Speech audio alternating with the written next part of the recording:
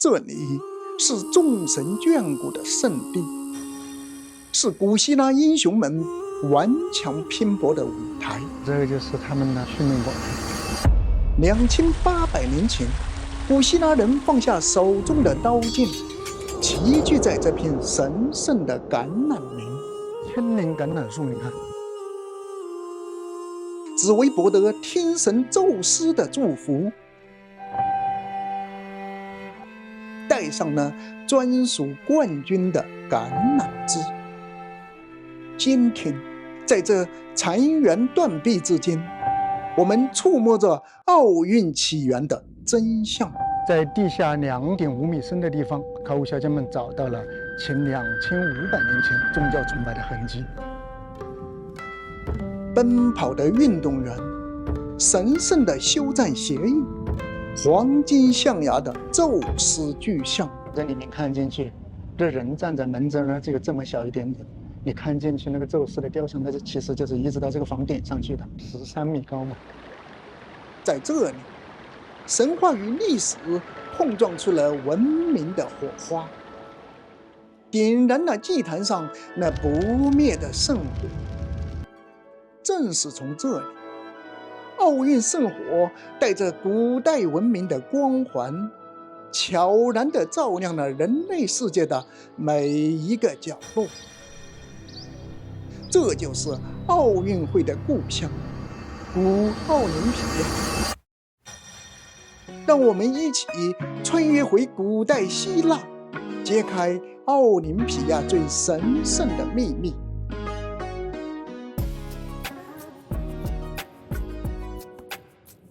埃利亚，它是历史上在奥林匹亚附近的2个城邦。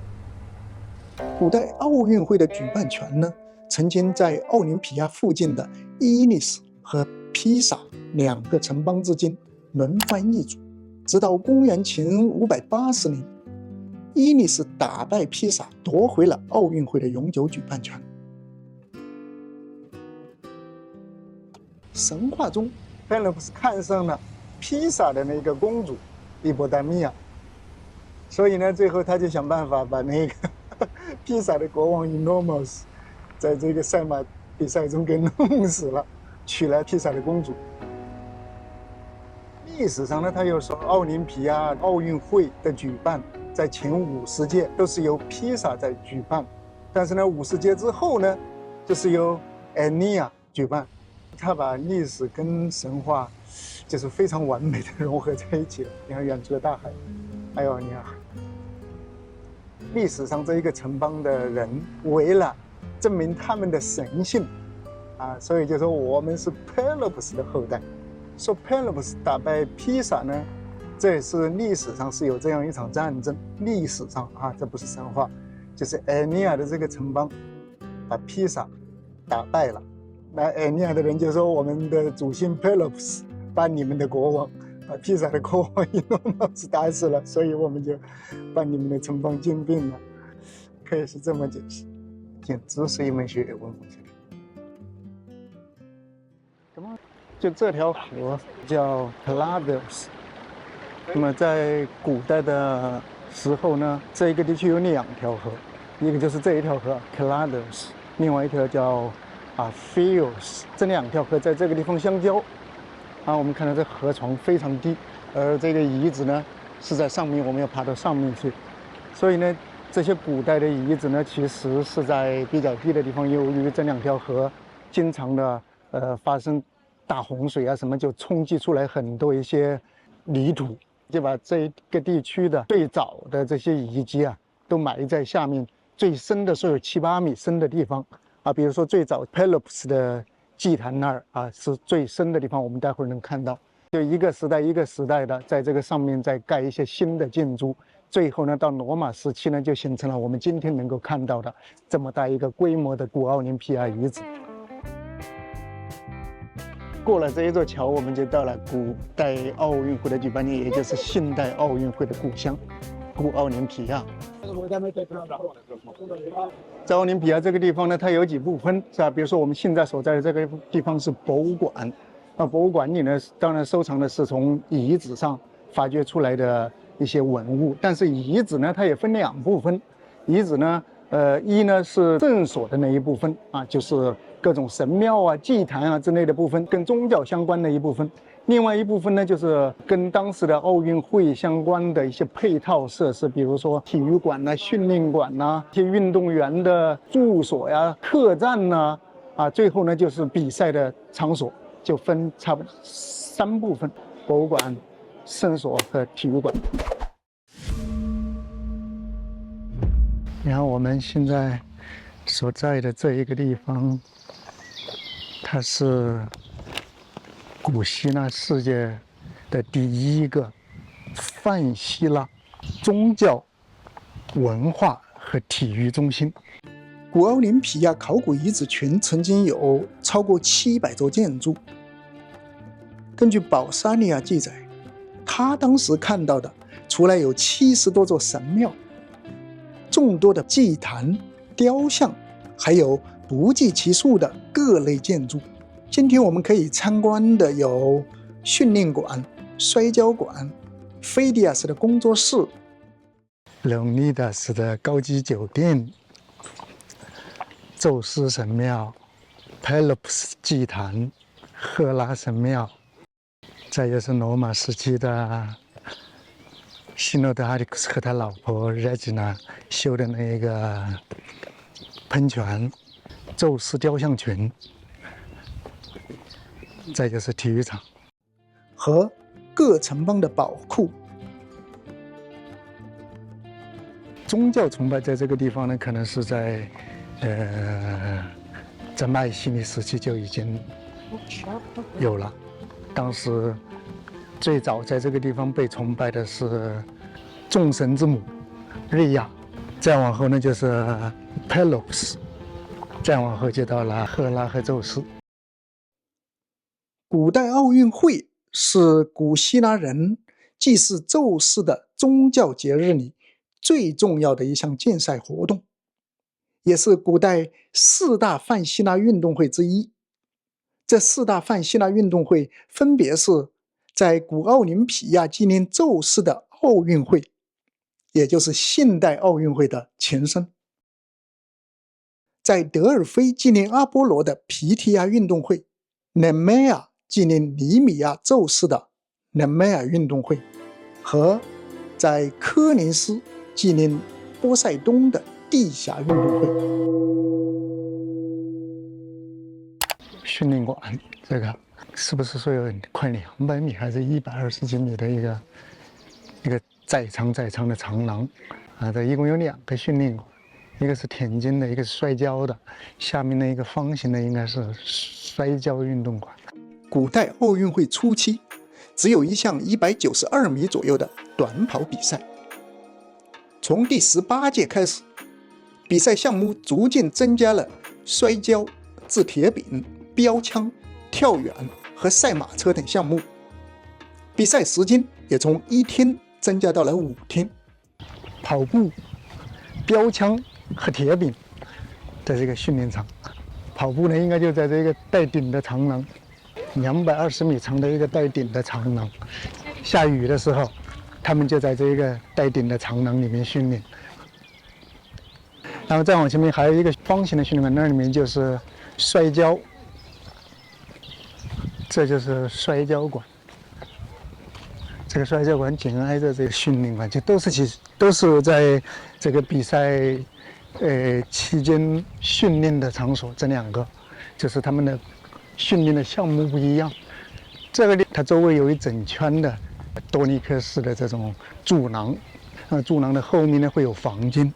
整个这个建筑的正中间这一大片空地呢，就是一个室外的训练馆。这地方主要是摔跤和自由搏击。所以这一块地上呢，在考古发掘出来的证据发现，整个这个中间田园呢都是用细沙铺了一层的因为要在室外训练摔跤嘛地上都是沙。后面的那些坊间呢，就是沐浴还是往身上抹油他们就在这后面的坊间里面进行看这个复原图看看，66米长，66米宽，纯正方形的。它这个相当于你看它既有多尼科石柱，也有爱奥尼亚式的，就靠近庭园的中间的这一圈是多尼克的，靠近后面那些房间的每一个房间门口有2颗爱奥尼亚式的，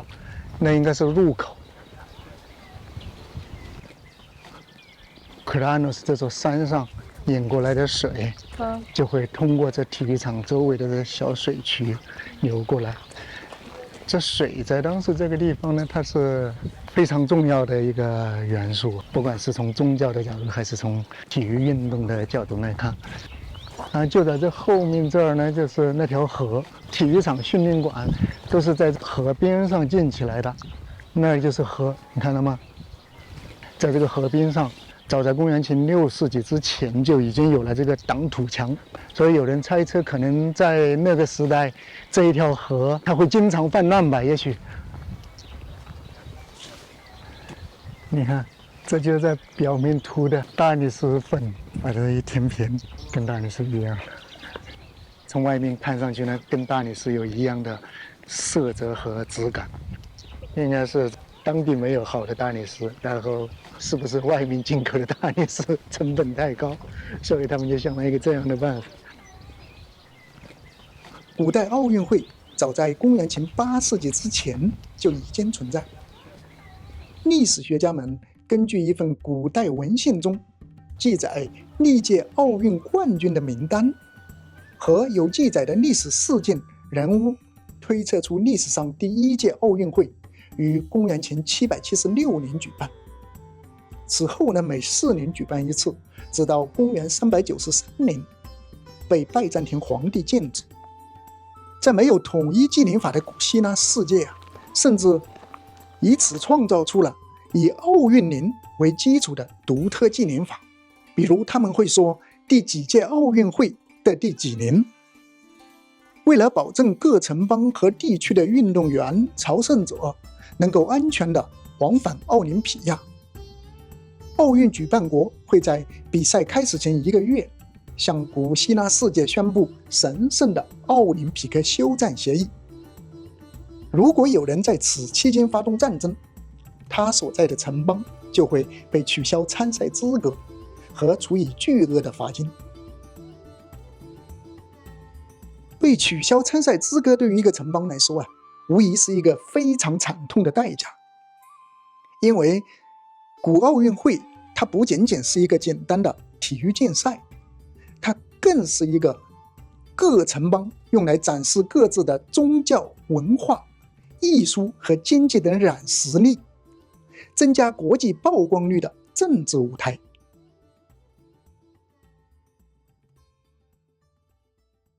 这个拱形的通道呢，也是有30多米长吧，好像是，跟勒梅尔的那一个体育场的入场的通道长度差不多。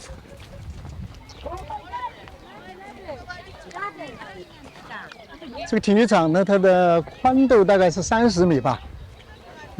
长度呢，据说是600个脚印换算成今天的长度大概是30厘米左右。所以呢，我们就可以换算出这大概是180多米再加上这边可能有190多米吧，192米有人说那这个地方呢，它是没有观众席位的都是在这些斜坡上，周围一圈坐着观众。保守的估计呢，这个地方呢可以的这些观众呢，应该是在4万人左右。那么还有一个很重要的是。南边的这个斜坡上那里有一个遗址大理石的，这个遗址呢上面呢就相当于是奥运会的裁判组委会各级官员吧，在那个地方坐着裁判或者去评判这些比赛的结果什么之类的。古典时期的奥林匹亚也进入了黄金时代，在此期间大量新的建筑和大型雕塑如雨后春笋般出现在了奥林匹亚。其中最辉煌的一座建筑就是宙斯神庙。这座建筑无论从它的规模还是艺术风格上来说，都可以被视作多尼克斯神庙的典范。还有古代世界7大人工奇迹之一的巨型黄金和象牙的宙斯雕像。这座雕像是由雕刻家菲迪亚斯于公元前435年在菲迪亚斯工作室完成。雅典卫城上的雅典娜黄金象牙雕像也是他的作品。这是一位创造了无数惊世之作的古希腊雕刻家，一名为雕塑而生又死于雕塑的艺术狂人。下一期我们将一起去看看古奥林匹亚的菲迪亚斯工作室遗址，了解他独创的黄金雕塑拼接法，走进这位古希腊艺术家跌宕起伏的传奇人生。